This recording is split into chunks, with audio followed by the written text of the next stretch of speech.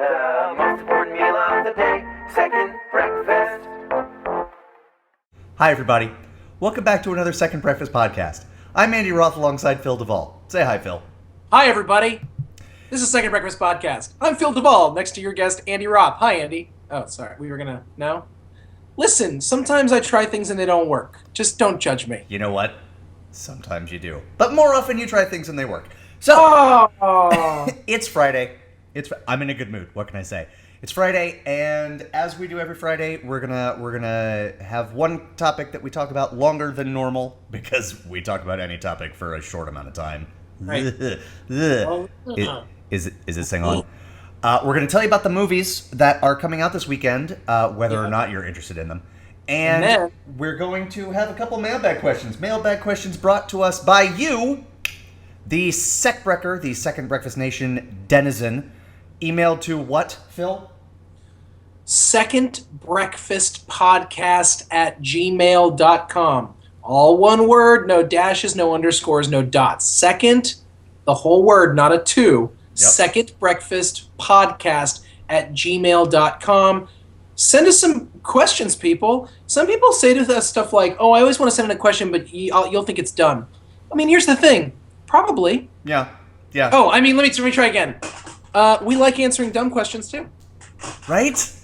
And just think how good you'll feel. It will make you feel it'll make you feel better than you are dumb, right? We have a viewer that insists on being referred to as Captain Awesome. It's true. In his letters. Dr. Awesome. And Dr. Awesome. Dr. And let me explain something to you. One, I know the guy, and while I think he's pretty cool, he's no doctor at it. And, right. and Which one of us has the PhD? Right. And here's the other thing.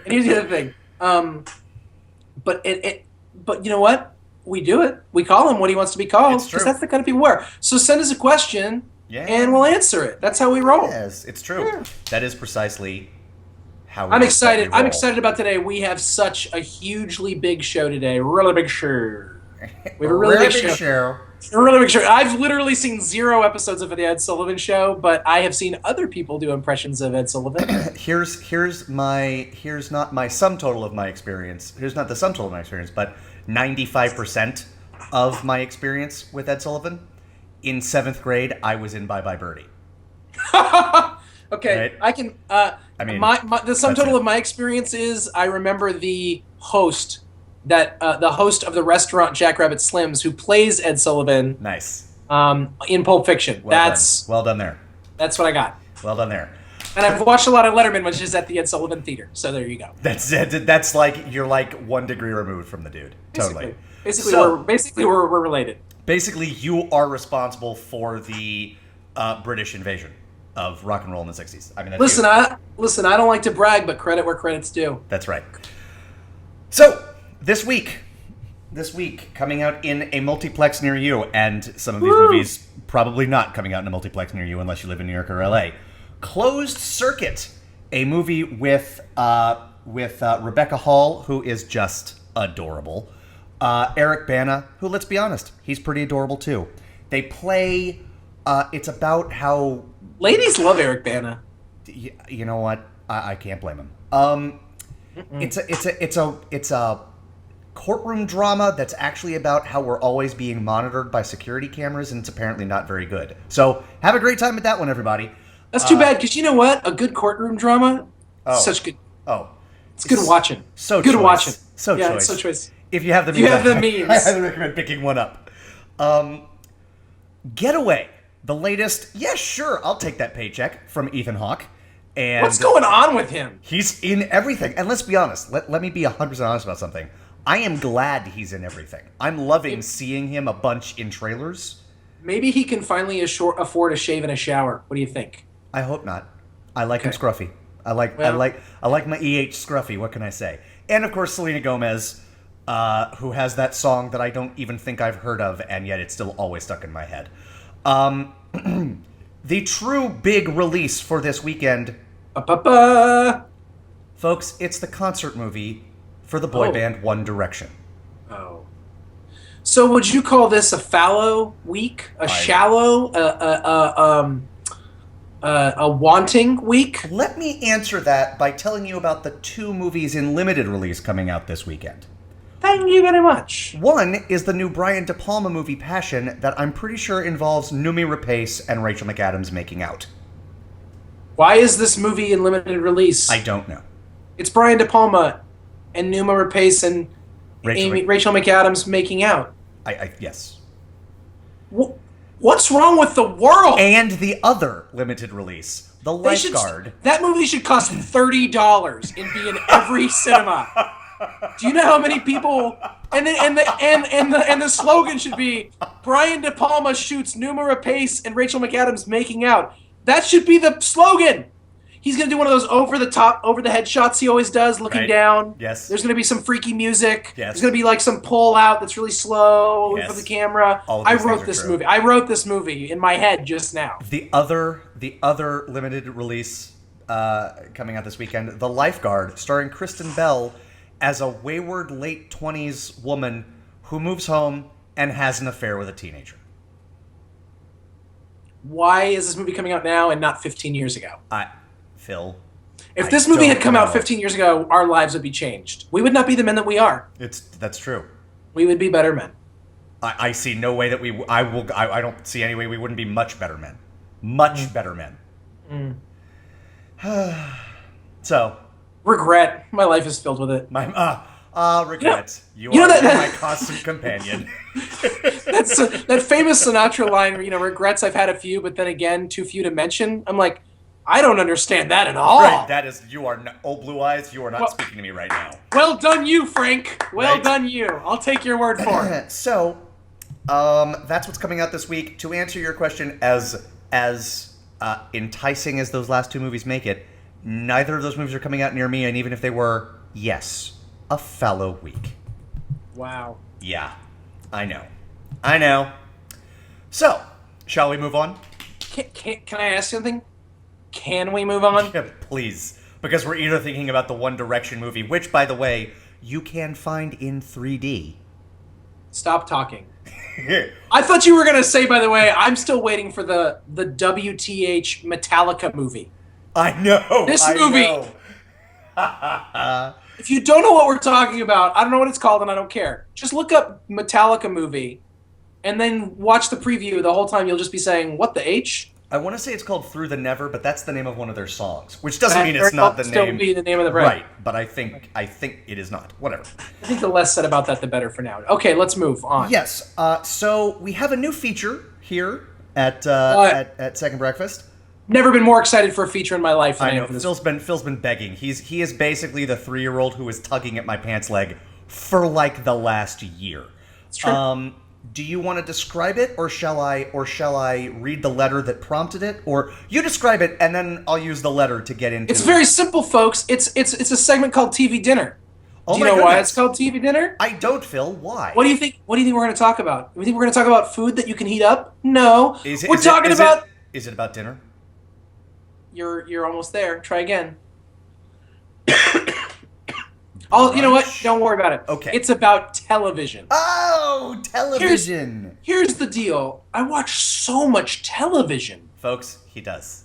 And I love TV, and although I'm a movie person, it's fun to watch TV right now because a lot of TV is almost as good as movies. It's pretty amazing. It's a good time to be a TV fan. Almost. A lot of TV is better than movies. Yes. I think movies are. I think the movie is a superior product. Mm-hmm. Like I think a movie has a higher high potential. I'm in agreement. But a low, much lower. Oh my god. A Good Day to Die Hard. I am looking directly at you. I'm looking directly away from you. So. You're smarter than I am. That's it. We're done. So anyways, and the other thing is this, like, a lot of the stuff we talk about when we talk about movies is true for television. I mean, that's true. Great actors, and now especially where you have actors that are crossing over. Right, there is no more such thing as a TV actor, really, anymore. If I'm going to talk about my favorite actors in the world, one of them is Paul Giamatti, and I'm rewatching the John Adams miniseries, and that's a huge reason why I love him. Yeah. He's amazing in this series. Yeah. Same with Laura Linney. Yep. Same with Danny Houston. Yep. Same with whoever the guy is that played Jefferson. Who cares? So anyways, but the same thing could be said. I mean, we watched the preview for the new James Gandolfini movie that's coming out with Julia Louis-Dreyfus. Oh. James Gandolfini and Julia Louis-Dreyfus. Yes. If you said to me, who is the best comic actress of our time? I don't know if I'd say Julia Louis-Dreyfus, but she'd be definitely in the conversation. She's in the conversation. And she's no in the question. conversation for Seinfeld and for Veep. I've never watched New Adventures of Old Christine. Maybe she's in the conversation for that as well. I'm not going to get into that. But primarily she's in there for television. Mm-hmm. James Gandolfini is one of my top 5 favorite actors of all time, and it's because of a television show. Yeah. So Yes. I think we're only going to do TV dinner once a month, probably. Yeah. But I think we're going to talk about TV once a month. And today, all we're really going to do, we're going to answer basically a mailbag question about TV. Yep. And how it relates to movies. So it's going to be like what we'd call a segue. And then we're just going to talk about the shows that we're watching right now. Yeah. And that's all we're going to do. I think what we'd like to do today is just like introduce the listeners and viewers, to our taste. So you have an idea of what you're getting yourself into. Yes. I'm going to tell you some of the shows that I love. I'm going to tell you some of the shows that are sort of my benchmark. And Andy's going to do the same. Yeah. And then that's really all we're going to do today. Then we're going to move on to mailbag. But I think it's going to open up the door for like TV talk. Yeah. And I'm excited.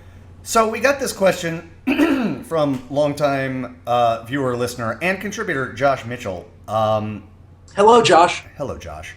He says, "Dear Second Breakfast Podcast, for a long time, television was a place to watch single-serving episodes of between 20 and 45 minutes, plus, commercials.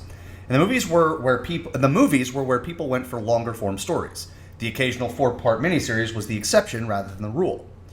The advent of HBO-style multi-season storytelling has flipped that equation on its head, with the result that character and plot development in even a long movie can feel stunted to somebody who's just binge-watched 13 episodes of something on Netflix. What kind of changes, if any, do you think Hollywood can or should make in reaction to the richer storytelling available in long-form TV? Warm regards, Josh." Huh. I like it. He's a lover. kitten. He's a kitten. Yeah. Just a little kitty cat. So here's something interesting. I want to back up for a second. I want to back up to sort of the history of the, Sharks versus Jets rivalry battle between movies and television. Every single development in the history of both media can in some way be traced back to the fact that the other one existed, and it is a response to the other one. Sure. So you had movies, and they were silent, and then it wasn't TV yet necessarily, but radio was putting pressure on movies, and then TV came around and was like, well, now there's something that has, like, we offered a picture and radio didn't offer a picture, so now we have to offer sound. And then the talkies came around, and a talking picture, and interestingly, if you watch, for example, the Errol Flynn Adventures of Robin Hood, the picture is square. It looks like it's on an old-time television, and that was CinemaScope. The what's called the 4:3 because it's a rectangle with the height of 4 and the width of 3 was how movies were presented and shot, and that was the shape of the television screens, right? And so then you had panoramic stuff, and not only did movies start doing widescreen, but they started shooting in places, and they were shooting here before because it's always beautiful, but it's even more beautiful in widescreen. Places like Monument Valley for westerns in Arizona. They were not only giving you widescreen, but they were giving it to you beautiful. Right. And then as a further enticement, you had the first sort of volley of 3D. Mm-hmm. And then you had, differences in film stock, 35 millimeter, 70 millimeter, stuff like that, where 70 millimeter will give you a sharper picture even on a wider screen. And then things sort of held in stasis for a while because TV wasn't doing the thing that movies were. Movies were giving you stories, and television was giving you short stories or extremely episodic things. Even things like MASH, where you grew with the characters it was basically, here you There go, weren't- 22 minutes later, you're done. Right? Yeah. Wasn't MASH an hour long? No? The finale, I think, was. Just felt like an hour long. I like MASH a lot. I loved MASH when I was a kid. Every time as an adult I've tried to watch it, I'm like, what? Okay. I'm just telling you how I feel. I don't know why. All right. If MASH is on, I'm like, I know why. Because you're a jerk. well, I have turned into a large jerk. That's accurate. I mean, I was a I'm lovely just little saying. child. I was a lovely little child, but my upbringing was tough. What and happened, now I'm a man? bad person. What happened? Well, just so much disappointment and regret. And so then fast forwarding to just a few years ago, what did you start to see in televisions? You started to see widescreen televisions coming out. And then movies were like, oh god. And all of a sudden you had television shows being shot on film. Yes, also Like true. the Sopranos is shot on film. Yep. And high def all of a sudden. And then high def came in. Mm-hmm. And then one way that the movies responded, by this time, home video was a thing. So first the movies went to DVD from VHS, and then they went to Blu-ray. So they're trying to. So even though obviously you're watching that on a television, what you're consuming is the Hollywood product. And then 3D came back, and so it's back and forth, and one's up and one's down. And of course, Josh is not wrong. Yeah, I mean, I agree with you. He's not right either, but he's certainly not wrong. I agree with you in that I think movies have the higher high and frankly the lower low. But I also agree with him that even long movies can sometimes feel stunted in terms of character development. Not so much in plot, but in character development. If you're coming to it from having just watched a television show, sort of binge watched. Well, we binge watched. Well, I've seen the series through a couple times, Friday Night Lights, and then went back right afterwards and watched the movie, which I had seen twice before, or 3 times before I watched the show. And the movie just pales in comparison to the television show. Yes. But the movie's really good. The movie is amazing. Yes. If you didn't know about the TV show, you'd watch the movie and be like, "That's a great movie." So we've gotten sort of a rash of questions, because remember, and by rash I mean at least one other, from I believe John, who was like, "What's the next action movie subgenre going to be?" And we're trying to be prophetic, and we can't. Nah. Except I think I can. I think I know one way to answer his questions, which, let's be honest, Josh, it's the same question. A can and B should. It's the same question. Get your life together, Josh. What are they going to do? What's the response going to be? And I think the response is absolutely that. It's in the question. If you wanted to start watching Breaking Bad this month, you had a lot of catch-up work to do. Yep. A lot. Yep. And you know what? That has kept me from watching things like Mad Men. And I know I'm going to watch Mad Men someday, but there is a bigger buy-in for television. And so right, because when you're behind on a show, you're not. It's like, okay, so let me give you an example. Yeah. Last night, my wife and I decided to watch a movie. We watched a movie. Yeah. But we have a whole season of The Americans. Right. We have a whole season of Homeland. Yep. I have almost a whole season of The Bridge. We're 2 seasons behind on Downton Abbey. Right. And it's just like, I've never watched Sherlock, which everyone's like, watch Sherlock or you're an idiot forever. There are people who are angry at me for not having seen something. And it's like, I have to, listen, I'm already neglecting my whole life, all the things that are important enough. I can only neglect so much and still survive, Can I give you sort of an interesting justification for why you should watch Sherlock? Because I love that show. Functionally, because each season is a bunch of little movies. Because it's a bunch of movies. Each season is 3 90-minute episodes. And that's fine. I believe that. Because look at it this way: when are you ever going to get a chance to watch a six movie series? I hear that. And the answer is, if you ever decide, the answer is Star Wars or Lord of the Rings. The answer is whenever I want, because I have Netflix. So I'll get to watch it. It's going to happen. That's fair. It's just that's the other thing, is having this stuff readily available actually makes me less. Yes. Yep. Like, if you were like, here's when The Americans is playing, that's the deal. We'll replay it once this summer. Better watch it. That's it. But instead, I'm like, got it on my DVR. Yep. Gonna start that at some point. Yeah.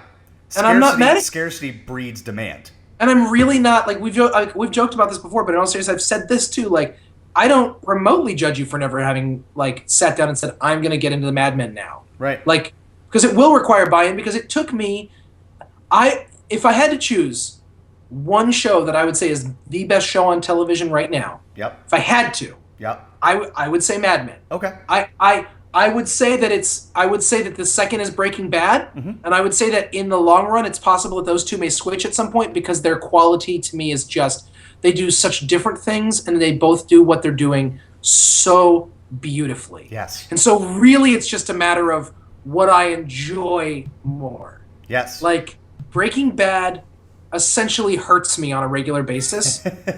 Right. And I just I enjoy watching Mad Men.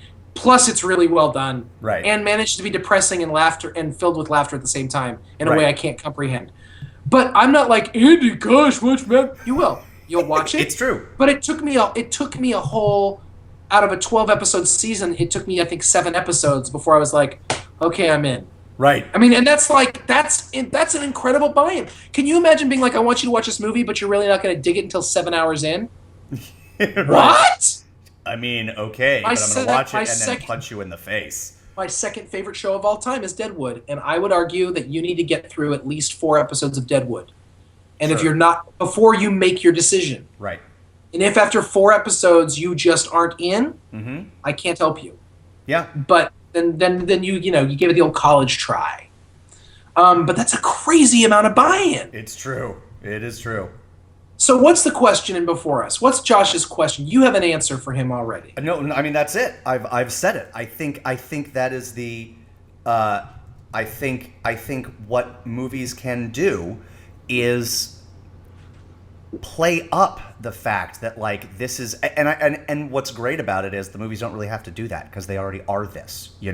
I just think the pendulum might swing back in terms of because people, like, the national conversation is pretty undeniably about TV right now. Even people who are not fans of Breaking Bad know that it is out right now, and it is the final few episodes, and it just came back on, and people are obsessed. Every time Mad Men and every time The Sopranos, like every time a new season would come on, it's a national story. Right. Whereas, I mean, the only thing in movies that approaches that is, oh my God, there's another Marvel movie coming out and they're tying them all together, and it's not the same thing.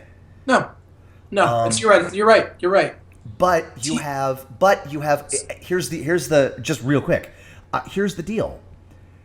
I say a lot, when we're talking about movies coming out and limited release. There's a movie that is out where you are, Phil, that I don't know that I will get to see, called Short Term 12. Because It's not out till tomorrow. Oh yeah, today. You're right. It's out. It's out right this moment. Yes. In my town. Yes. So that's like, I mean, but the fact is, at some point, I'll be able to rent that on Amazon. So I will be able to see it, and that is a self-contained, by all accounts, totally beautiful story. I recently saw The Spectacular Now, which is maybe the most aptly titled movie I can remember.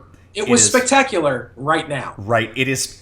That movie, now, it is spectacular. And when we were having this conversation about what can cinema do to respond to television, I was thinking about Spectacular Now, but couldn't put my finger on what I can say about why that movie is inherently cinematic rather than a TV movie. Yeah.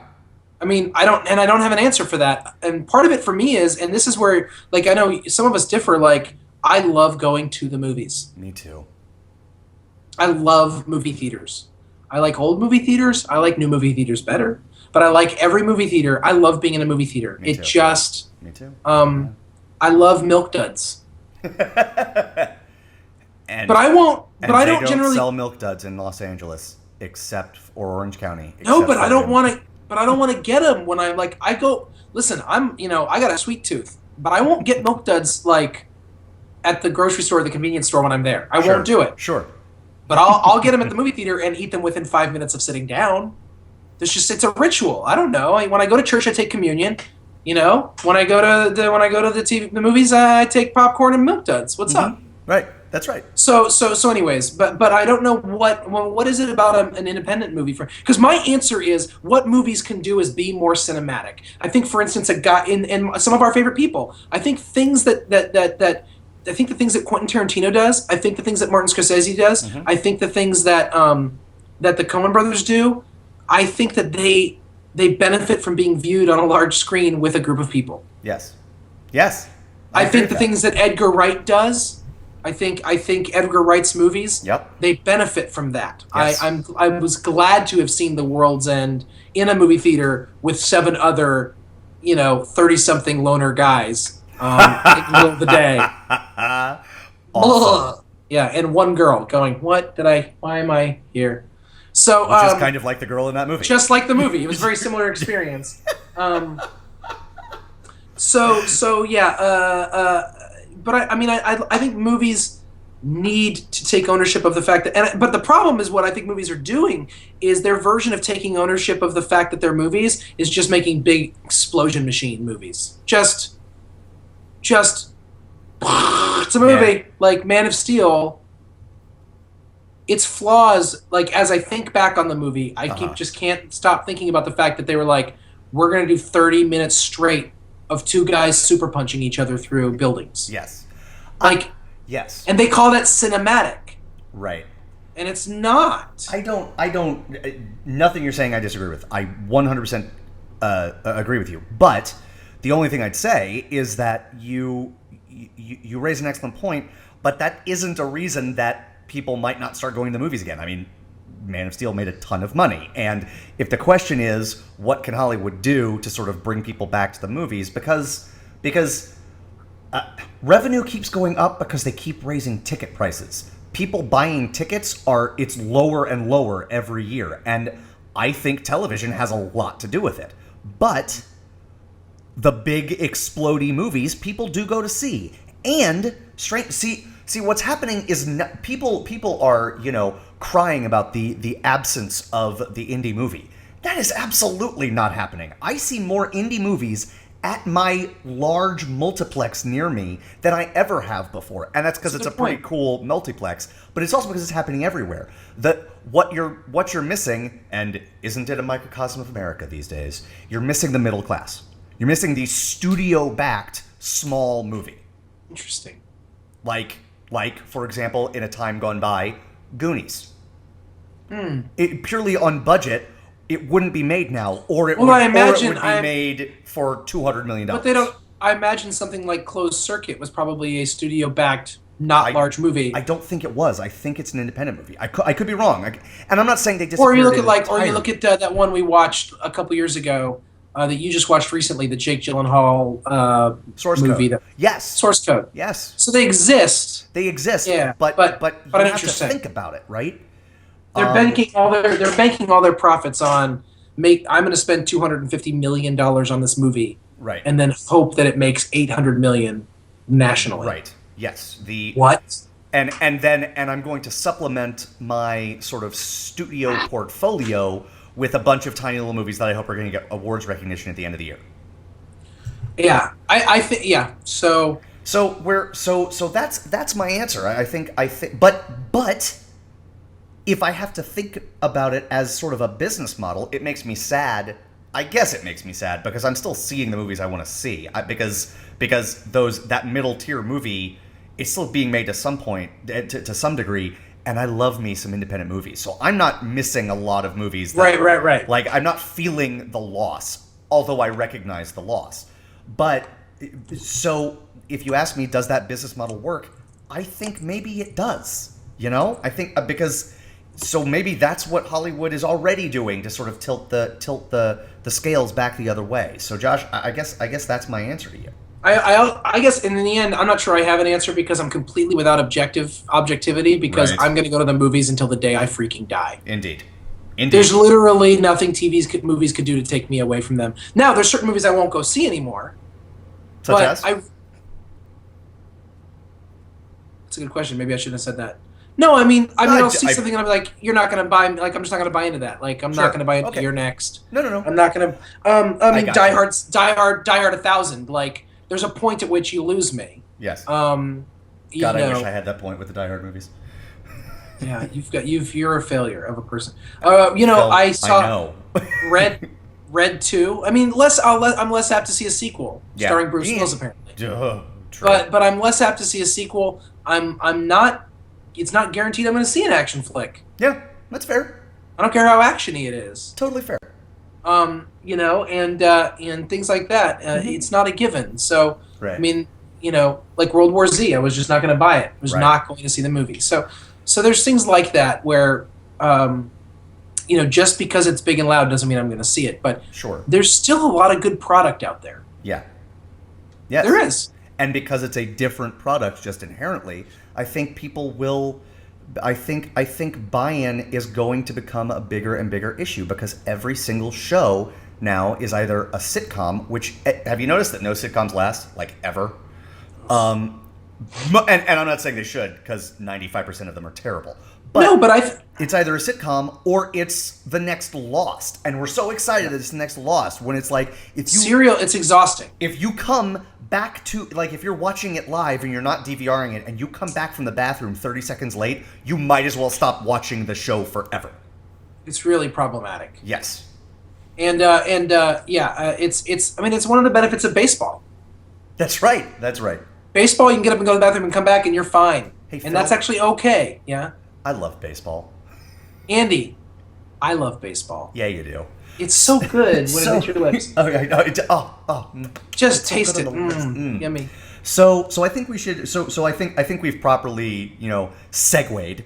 Why don't we talk? Why don't we talk about? I mean, I don't know if you want to do not like a top 5 or top 10, but top X number of shows, some of your favorite shows. Sure. Just to sort of get people also ready for, I guess, next month, sort of, for when we do TV dinner again. Well, I'm going to talk about shows. There's shows, for instance, like Mad Men, that's not technically airing right this moment, but it's a show that's on the air right now. In the sense of okay? Right this moment, as we sit and live and breathe, Breaking Bad is the best thing on television. Right. Because it is. Yep. Mad Men is not on the air right now, but that's okay. People who disagree with me about the Mad Men Breaking Bad thing, I've said this before, but I really like when someone will be like, "Oh, you like Mad Men? Breaking Bad's better." Okay. My heart is big enough to like both. Right. I love both. That to me is like, you like strawberry ice cream? Chocolate chip cookie dough's better. Well, okay. And I'm going to call you a dirty word on your Facebook page. It reminds me of like when you're a kid, and it goes. I'm not gonna. I'm gonna get overly philosophical here, but it really does remind me of children go. Well, which one of us do you like better? Which one of us do you love better? What? No, I love two different people. Like I love you. You're my little kid, and I love you. You're my little kid. It's just love. Like, why do we do this to ourselves? But I love, when I say best, I just mean it's the thing I look forward to the most. Yeah. Mad Men is the thing I look forward to the most.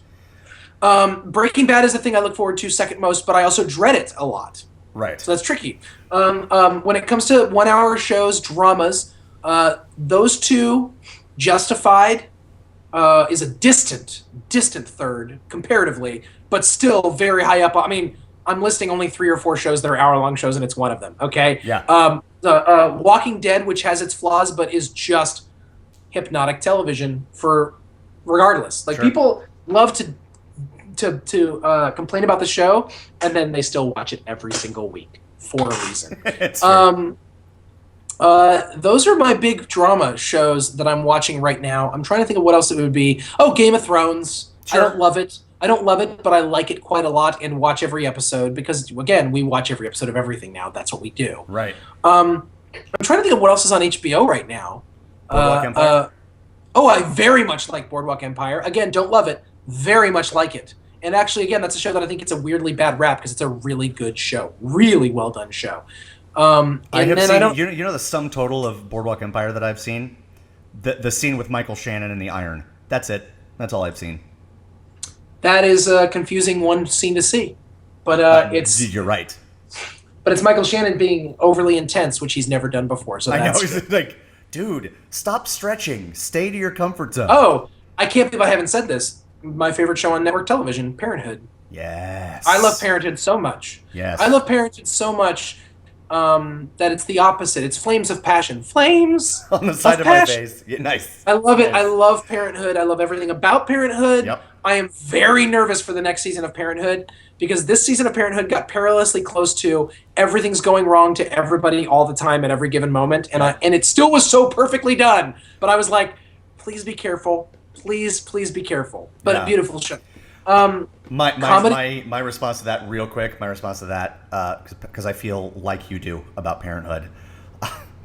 I said this when the season finale aired, and we didn't know if it was the season or the series finale. I said this, and it is no less true now that we know it's coming back in a few weeks. I am simultaneously so grateful to Jason Katims who is also one of the guys behind Friday Night Lights. Yep. I mean, goodness, this man has a sufficient amount of talent. Let me put it that way. I am so grateful to everything that he has done for me through this show, Parenthood, and also grateful that he might stop now reading my diary. Right, it's just like, stop knowing everything. That kills me. Everything that wrecks me in the best and worst way. What will make Andy cry this week? That's the question on the whiteboard of the writer's room that never gets erased. Right there. Right. How do we make them cry this week? Twice. Yes. Go ahead. I apologize. Let's give her cancer. Let's give her cancer. Monica Potter is such an amazing actor on Parenthood, and by the way, was my least favorite part of the show the whole first half of the first season, and now I can't imagine the show without her. Yes. So, anyways, she's just phenomenal. Okay, comedies. I think the greatest comedy in television history might be Curb Your Enthusiasm, and I'm not willing to say that it's off the air yet, so I'm going to stay with that. Nice. I like it. My second favorite is South Park. I think South Park is just a show that gets forgotten about when we talk about great comedies, but it is just amazing. Nice. Curb, I think Veep is one of the shows that's a must-watch for me, and it became a must-watch this season. Okay. Can't wait for next season now. I'm trying to remember what other comedies. Oh, I love New Girl. Yep. I actually really love The Mindy Project. There, I said it. Okay. I dare you to take that away. Parks and Rec is fantastic. Sure. There's another show on NBC that's not Parks and Rec. Well, it's over. I guess 30 Rock was really good. The Office was good a long time ago and then became the most awful thing that ever happened, and I still watched it. What am I missing, Andy? Talk to me. Well, the last season wasn't all that great, to say the least, but Community. Oh, that's what it was. Yeah. First couple of seasons of Community was amazing. Forget that. I don't care anymore. Sure. I'll still watch next season. We'll see. Okay, so that's sort of my like. Oh, and lest I forget. Yeah. Something that television. Two things. Yeah. One thing that television has that movies don't have, and I think it's important to recognize the things that television has that movies don't. Please. One of them is baseball. You don't go to the movies to watch baseball. You do if Kevin Costner's in the movie. If it's a movie about baseball, yes. But to watch no, you're right. baseball. You're right. And I do that on television, and I watch baseball. I'm so grateful. I happen to be an Angels fan, so it's a totally depressing thing to watch baseball. Can I say something about that? I do not have cable right now, and I am totally good without cable. Like, hey, television, it's cool. I'll catch you online somewhere, right? Right. But live sports, including baseball, I just miss the crap out of. Yeah. U.S. Open's going on right now. I love me baseball, and I love me some tennis. Those are my two favorite to watch. Football is fun too. Football is so much fun to watch on television for me. Like, it's way better than in person. Better. It's a savage sport, but it'll if it survives. I enjoy watching it with people. I'll watch it with people. Sure. Golf is great to fall asleep to. I love golf. I actually love golf. I love watching golf. I love taking naps. Volleyball, when it's played by women, is fantastic.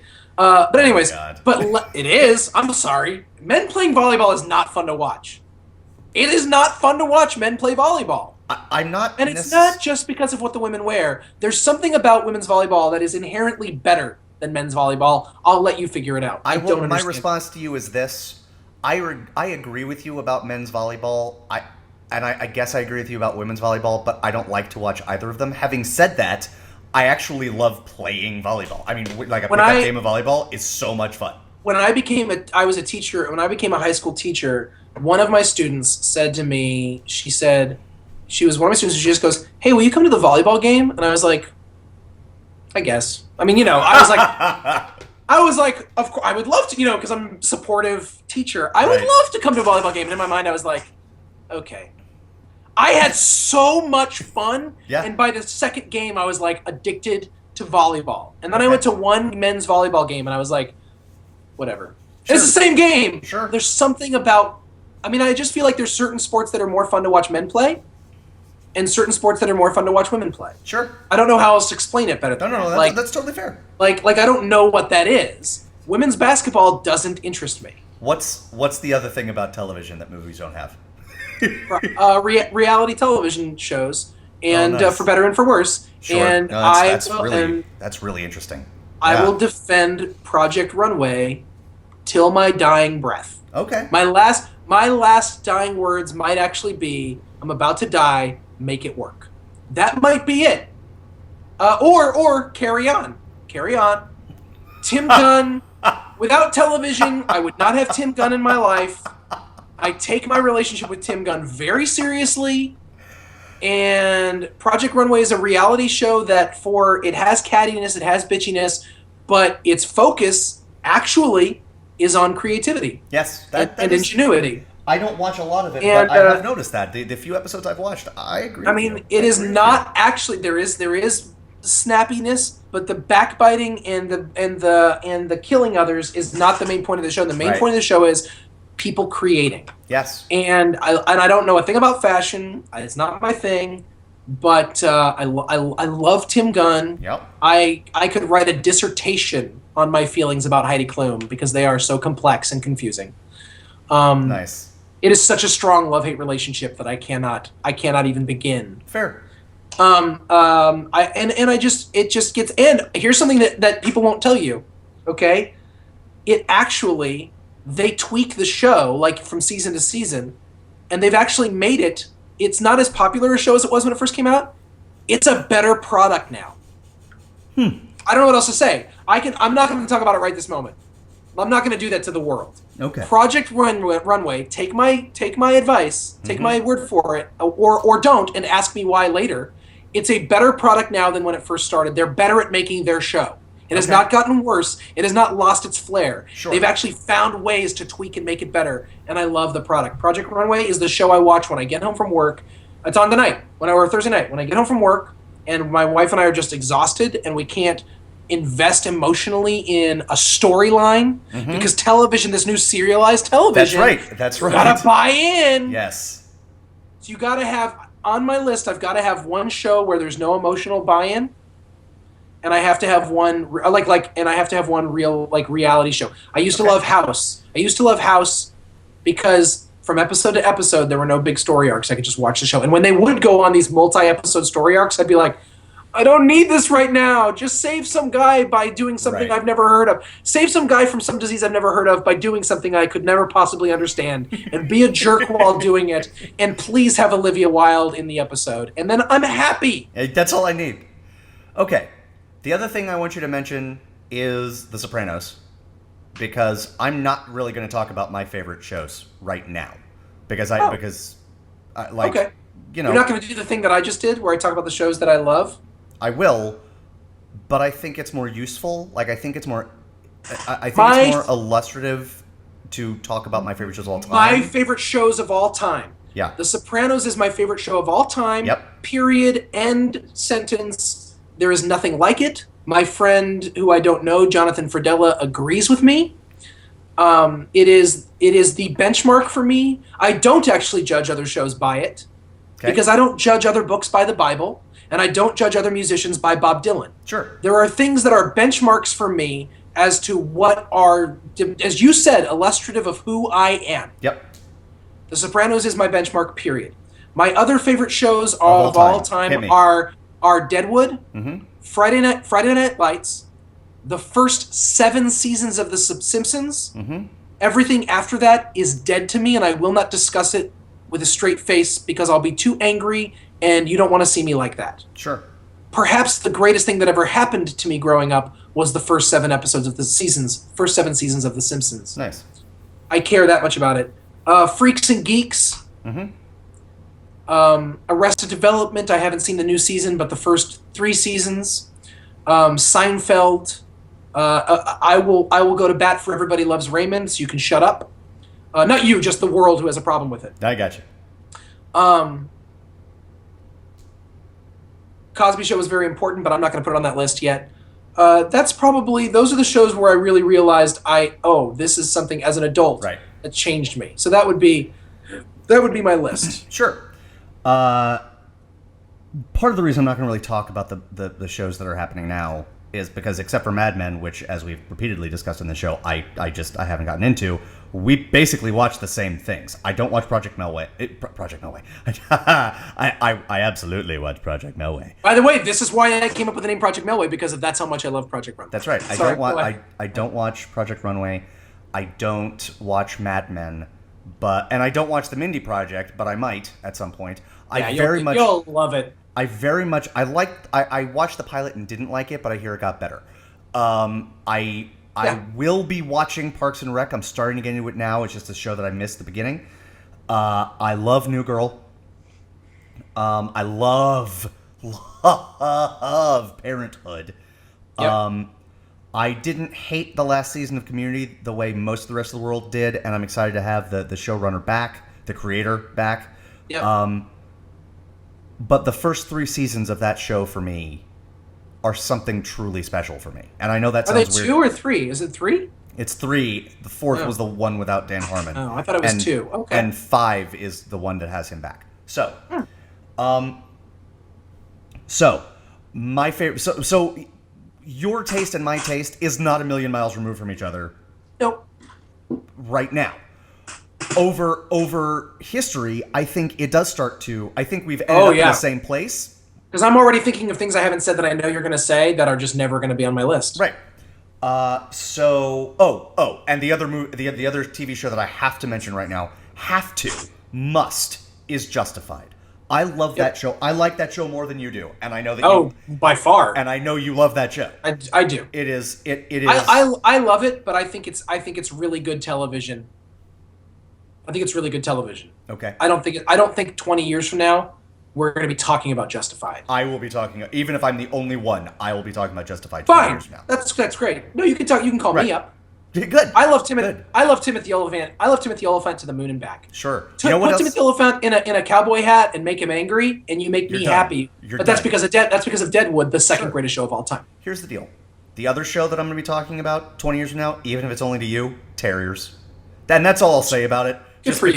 Just because I love that show unreasonably. That's how I feel about Freaks and Geeks. Sure. That's how I feel about Freaks and Geeks. So here are my favorite shows of all time. Okay. I want to be very clear that while many of them I would also put on a list of best, I mean favorite. Okay? The British version of The Office. These are not in any sort of order. These are as I think of them. The British version of The Office. Friday Night Lights, no question. The 2 that are always on it no matter what mood I'm in, this is going to be very weird for you. Friday Night Lights and Battlestar Galactica. Those 2 shows... I haven't watched Battlestar Galactica, but people that I respect and you have both told me that I will absolutely settle in at some point and buy into this sci-fi madness. I mean, so here's the deal. Here's the deal, folks. There is one complaint that everyone has about it. Everyone who has a complaint about it has. I don't think you will personally have that complaint. I did not have that complaint. And having said that, I don't know anyone who's watched it. Because look, I get it. Wait, but what's the complaint? What's the complaint? I don't want to say. I don't want to say. Okay. It's in the span of a 4-season show, it's a very small complaint. Okay. But it's towards the end, so people tend to remember it. People do. I mean, it's like The Sopranos. That's The Sopranos. People go, it's stretched on too long. You know what?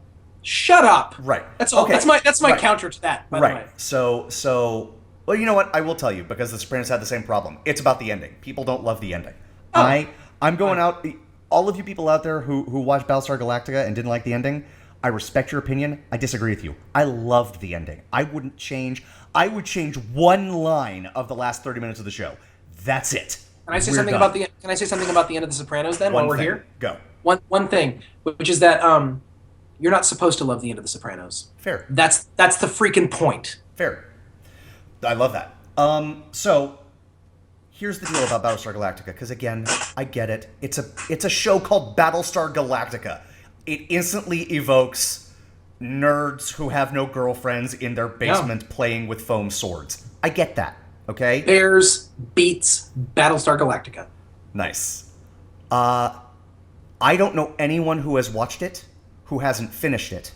And I don't know anyone who has watched it that it isn't just a show they like. It's a show they love, and more often than not, it fits on their best and favorite shows of all time. My dad... That is what I've heard. My dad borrowed it. So my dad borrowed it from a friend of mine who lives in Houston, and he gave him like the entire... He gave the series to me. He gave me the complete series, and my dad was like, Andy, why did you take the entire series? I don't know how... It might be months before I finish the first season. I was like, just take it. He's not watching it anytime soon because he had just gone through it with his girlfriend. He returned the entire series less than 3 weeks later. Yep. And this is my dad, who has a life unlike me. So, Battlestar Galactica, Friday Night Lights, the British version of The Office, Buffy the Vampire Slayer, and Veronica Mars. No question. Those are my favorites of all time. And no comedies on that list, Andy Roth. It's true. Okay, so let me do my favorite comedies. My favorite comedies... yes. It depends on if you define the British version of The Office as a comedy. Oh, you're right. You did no. You said the British version of The Office. That is a comedy. Yes. It is. Yes. It is. No, yes. It totally is. Sure, I agree. I agree. My bad. If I restrict it to comedies... So you say that's your favorite comedy of all time, then? I think it is. I think it is. Wow. I think if I had to make a list of my top comedies of all time, I think I'd go The British Office.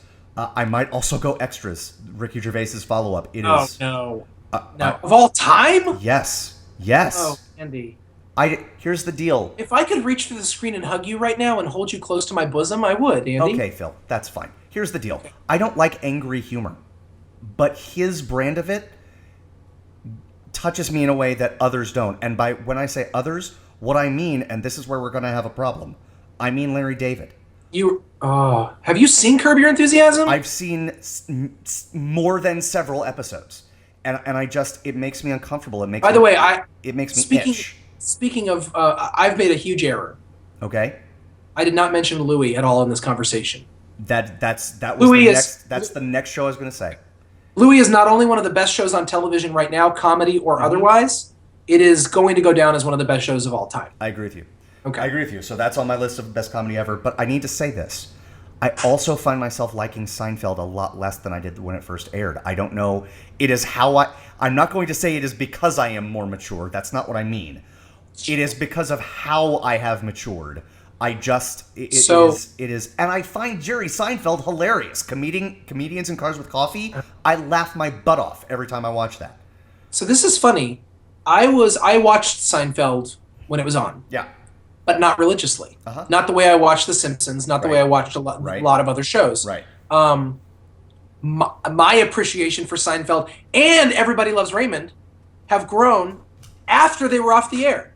I watched those two shows in syndication. Mm-hmm. I watched them on syndication on a regular basis, and just like my esteem for them grows. I can watch Seinfeld any time. That was not true when it was on the air. Sure. So I've actually grown into a way that I'm like, anytime Seinfeld, anytime. And sure. the other show that's true for me. I said Everybody Loves Raymond, and I would love to talk about Everybody Loves Raymond sometime exclusively on a TV dinner episode because I have so very much to say. Okay, sorry, I've interrupted you. Continue. I'm trying to restrict it, right?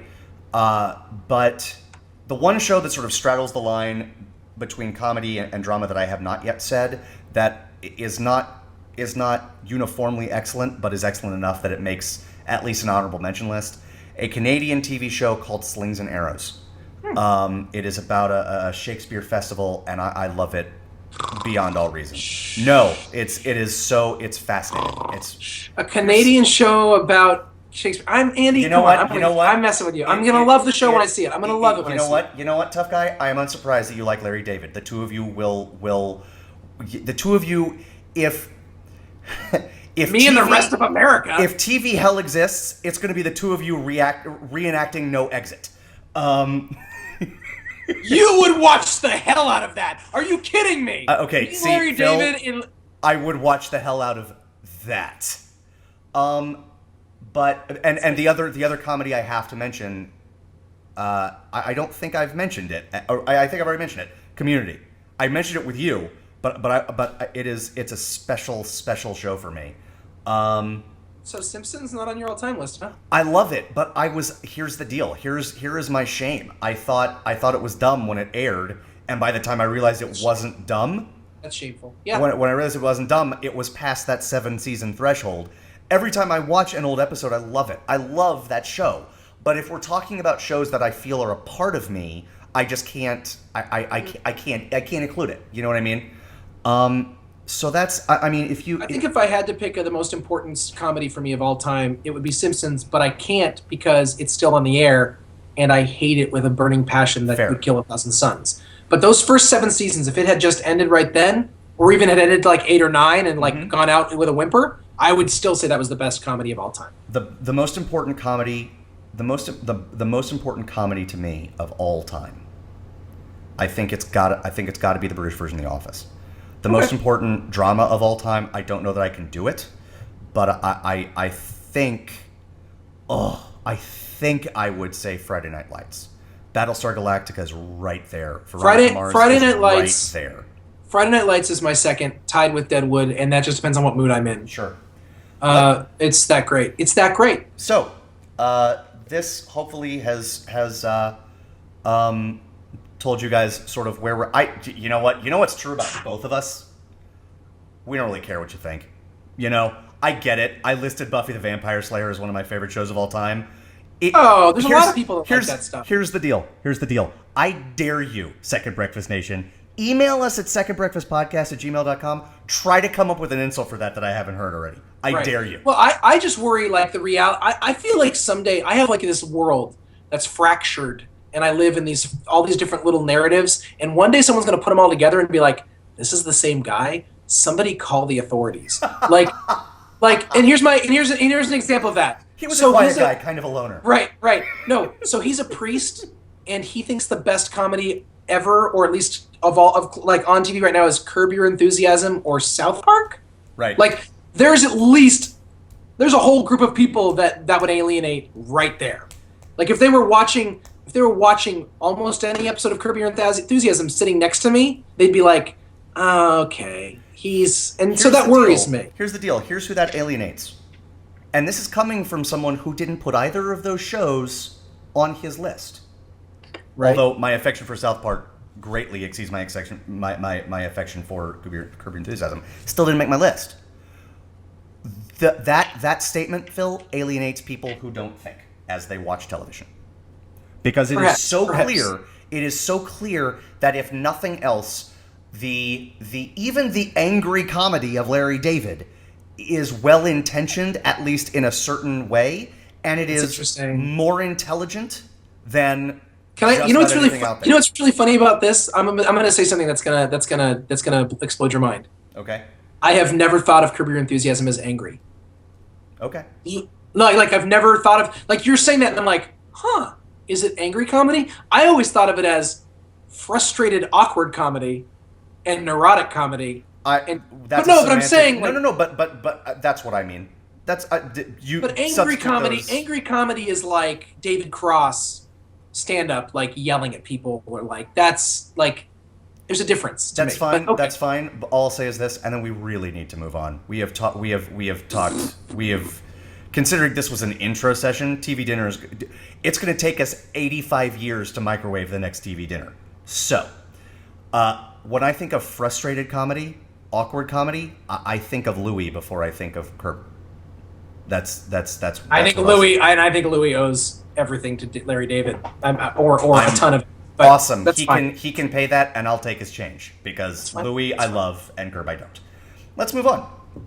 Shall we? So, folks, next month, tune in to another time when Phil talks about Project Runway for an hour and a half, and I can't believe that he loves Curb Your Enthusiasm. Or actually, no, he can't believe he can't believe that I don't. He cannot believe I just live in don't denial, like and I'm gonna forget the moment this segment ends that you said that. That's what's gonna happen. I have no problem reminding you repeatedly. So, mailbag. Mailbag. 2 questions today. I have very, very short answers for both of them. Great.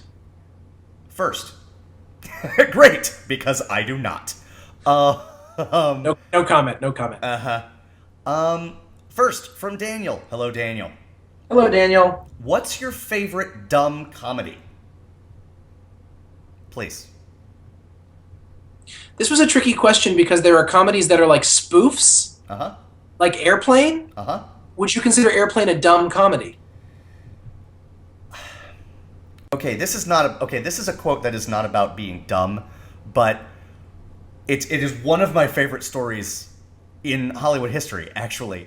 Mel Brooks was in an elevator, and someone says, it was either Young Frankenstein, The Producers, or Blazing Saddles, which, not coincidentally, are my 3 favorite Mel Brooks movies. And one of them had just come out, and a woman in the elevator recognized him, and she said, "Sir, I have to tell you, your something along the lines of, your latest movie was either extremely vulgar or filled with vulgarity. One of those 2 things." Right.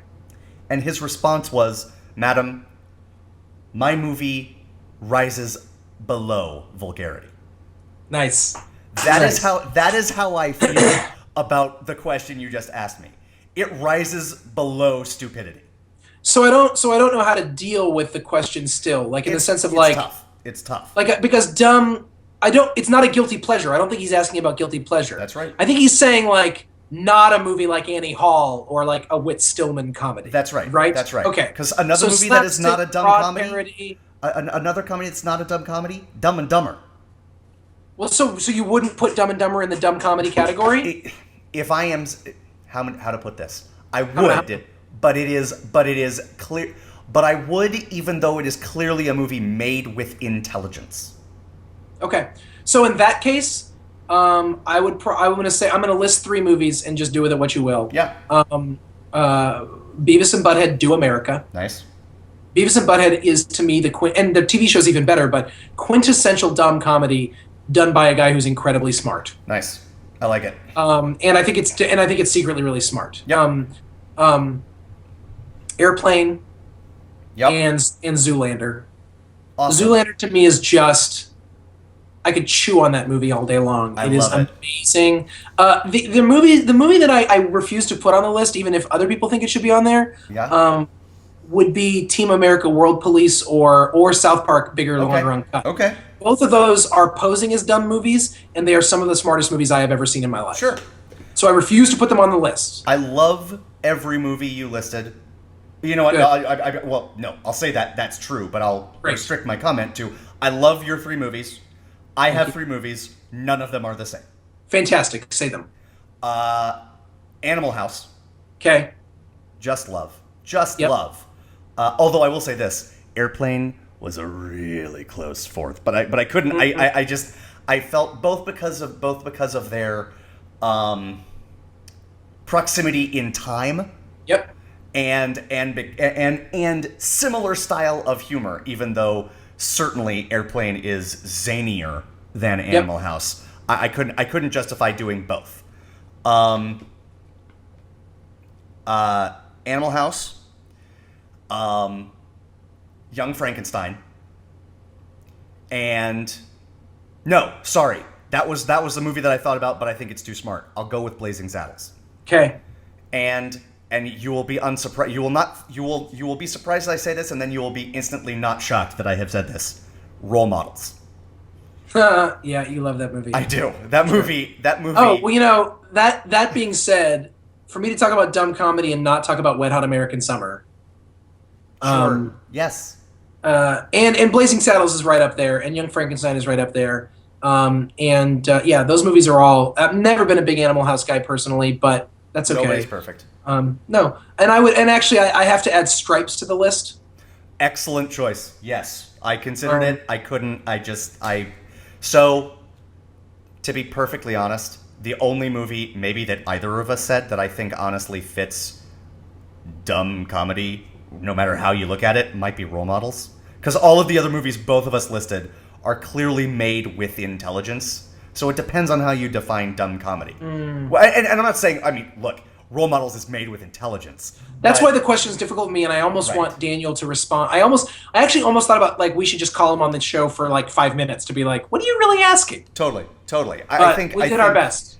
The Role Models for me, the way I differentiate is all of the other movies that I thought about are about how they are smart even though they seem dumb on some level.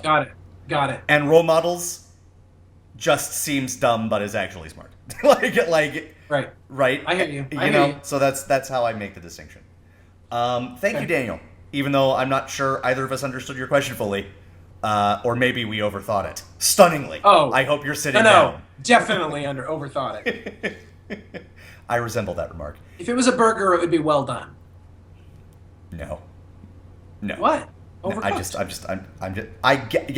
gotcha. I cracked your code. I'm just not giving it to you. Rare. No. Okay. I'm not giving it to you. Moving on. Last question. From Michael Robb. Hello, Mike. How are you? Mike! What are some of your favorite film montages? What is it about a montage that makes them so satisfying? When do they go astray?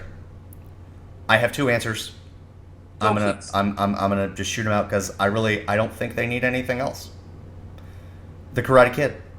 It is the montage by which all others are measured. It just is. And the song montage from Team America World Police. Yep. What is it about a montage that makes them so satisfying? Imagine, Mike, if Love Actually had been a good movie. Okay? What was that movie trying to do? It was trying to give you all of the good parts. That's what a montage does, right? It's showing you, for example, in The Karate Kid, you know what's really boring to watch? Somebody practicing something. You know what makes it exciting? Taking out most of it, putting awesome music to it, and making it a montage. And when do they go astray? I don't really have an answer for that. I can't. I block out montages that don't work for me, so I don't know. I'm done. I'm spent. That's all I got. Okay. I dare not argue with you. Karate Kid is the best. Sure. Around. I would say that Rocky. Every Sure. Rocky has Rocky. Yes. Rocky 4 when he's training by himself in Russia with the mountains. Yes. The montage scene in Wet Hot American Summer is genius, but it's genius in the same way that the montage scene in Team America is, in that it's a play on. All my favorite montage scenes are actually plays on what a montage is supposed to be. Sure. Except for and here's my. Oh, go ahead. I gotta go back to the Rocky to the Rocky series just because there are so many iconic images. Him pounding the slabs of beef. Him finally making it up the stairs. Yep. That weird homoerotic run through the surf with Carl Weathers in 3, I think it was. Yep. I mean, come on. Like, every single one is like, oh. It's the montage king. It's true. just... Even though I stand by my statement that the Karate Kid is the pinnacle, Rocky... Oh, you win. You win. You're the best around. Andy, you're the best around, and nothing's ever going to bring you down. I love you so much. Please continue. I'm going to say something really artsy-fartsy about montages. I cannot wait. Filmmaking is a montage art. That's the point of filmmaking. Filmmaking is you I won't even say the name. Never mind. I was going to say something even snobbier. I'll just say this. Filmmaking is a montage art. Eisenstein got this. This is the whole point. You shoot something. I'm just paraphrasing David Mamet here, but you show a photo of a phone ringing or a picture, like whatever, a video of a phone ringing and a video of a person turning around, and your brain associates the two. Period. Yes. You could show the picture. You can show the photo of a phone ringing, and you could show something else happening. That's montages. Montages work in movies because they are a distillation of what movies are. Montages at their nice. best Well work played. because what a montage is visuals telling a story with no words and great music. Yeah. And that is the definition of great filmmaking. Mm. The less talking a movie can get away with, the better it is. It actually is true. Even though I love don't tell. That's Show, it. don't tell. So the reason montages, when they're great, are the best thing ever, is because they literally have figured out a way to distill the beauty of filmmaking into a 2-minute scene. Love it. And they tell a story. That's why they're the best. When do they go wrong? Come on. It's a cheap, like, how do we get from here to there? That's fair. That's right. And what Team America is making fun of is that it's a cheap cut around to actually storytelling sometimes. That's true. That is true. The same way, and it's when a montage becomes the sort of non-verbal version of when you're watching a movie and it's like, so what do you do for a living in the movie? You know, where it's Right. like just giving it all away. It's like, Yes. okay. Yeah. No. Totally. So that's the deal. Yeah. We didn't take a lot of time with this question, but I like it. I like it a lot. Well, that's a great question. Mostly because I like talking about the Karate Kid and the homoerotic run through the surf in Rocky 3. That's worthwhile. And other stuff too that I mentioned. But really, that's the deal. That's the best. Totally. So. Around. Sorry.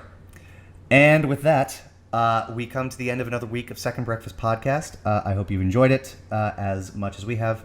Spoiler, you haven't. I'm going to say goodbye in a very special way. Okay. Okay. Tune in. Please email us with comments, questions, or whatever to secondbreakfastpodcast@gmail.com. Like us on Facebook. Tell your friends to do the same.